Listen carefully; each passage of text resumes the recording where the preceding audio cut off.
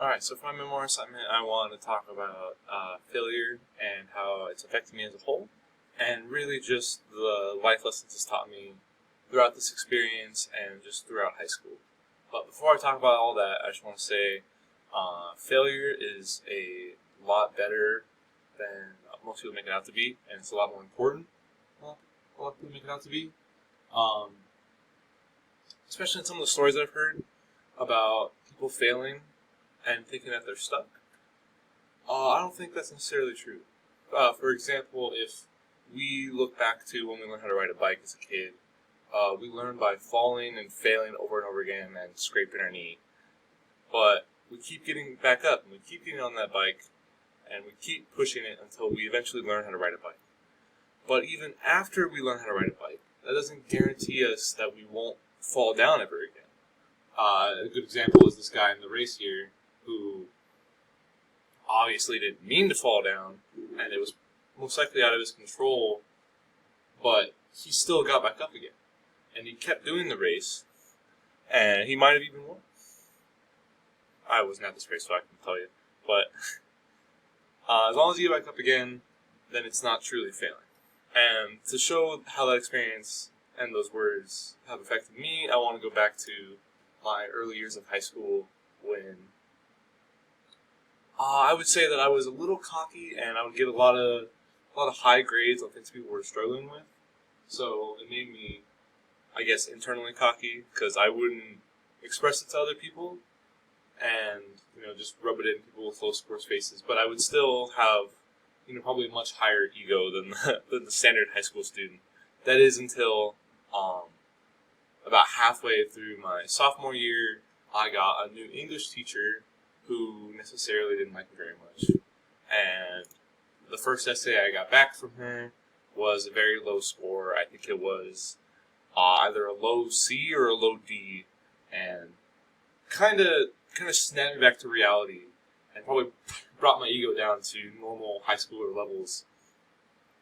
But after I was done dealing with that and thinking through it, I thought, well, why did that happen? And it was just confusion and trying to learn what happened there. So this led to a lot of studying, like a lot of studying, and countless nights stayed up just trying to understand the material and really make sure that it stuck in my head by practicing it over and over again in different scenarios and just making sure I could apply it to anything that might be needed. Except even after that, on multiple other assignments, I would still get low scores. And at this point, some of my friends were starting to notice how they always got high scores, even on essays that they weren't trying on. And I was trying really hard on these essays. So we were a little confused and trying to figure out why this was happening. And, later on, I think it might have been late junior year, me and my friend at the time, we devised a plan to think of a way to see if the teacher was just grading off names. So what we did was she wrote my essay and I wrote her essay. And when we got it back, we got the same grades respectively. So the essay that I wrote for her got a low score. Wait, no. I'm sorry. The essay I wrote for her got a high score because her name was on it. And the essay that she wrote for me got a low score because my name was on it. And so, we figured out that it wasn't the essay's material, it was just the name of the essay. And honestly, I think we probably should have reported this to the probably should have reported this to the teacher, the principal earlier, because she wasn't ever giving us, constructive criticism or any criticism at all. So it was just a blank paper with a score on it, so you can tell us what we did wrong or what we did right in the essay.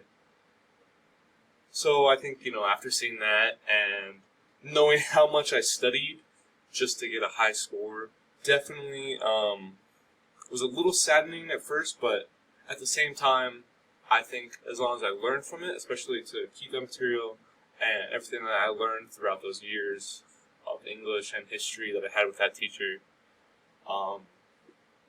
I think it showed me that as long as I learn to get back up again after failing, or even just learn it all from the experience and the mistakes that I made from, that failure, instead of just getting stuck and sitting on them and just applying them, I think it's not truly failure.